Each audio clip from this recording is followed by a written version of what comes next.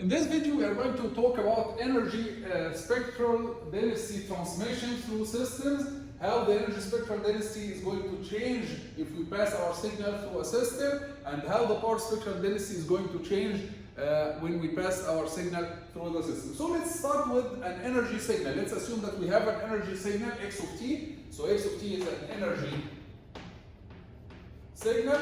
We know, we have seen before that if you have x of t as an input to a system with impulse response h of t, and the output is y of t, you can write the relation between the input and the output and the transfer function in the frequency domain as y of omega equals x of omega times h of omega, right? So from this relation that we have seen before many times, if you take the conjugate, you will find that y conjugate of omega equals x conjugate of omega multiplied by h conjugate of omega.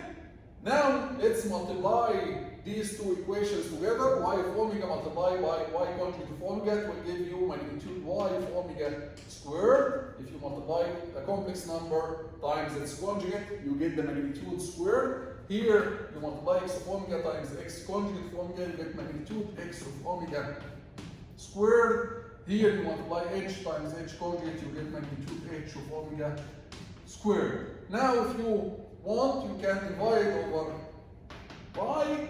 Now what is this? What is magnitude y of omega squared over pi? This is the energy spectral density of the output signal. So we can write it as the energy spectral density of the signal y.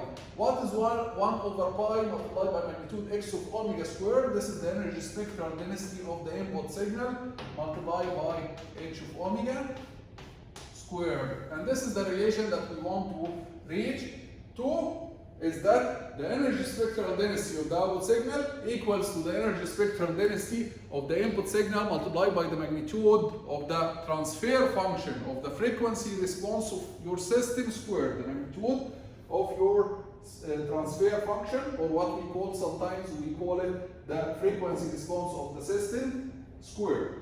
Same thing exactly applies to power signals. If you have a power signal at the input, the output will be a power signal with power spectral density. Power spectral density of the output will be equal to the power spectral density of the input multiplied by h of omega squared, and can be proved easily by dividing over pi and then 1 over t, and taking limit as t goes to infinity. It can be easily proved that the power spectral density of the output equals to the power spectral density of the input multiplied by h of omega magnitude squared.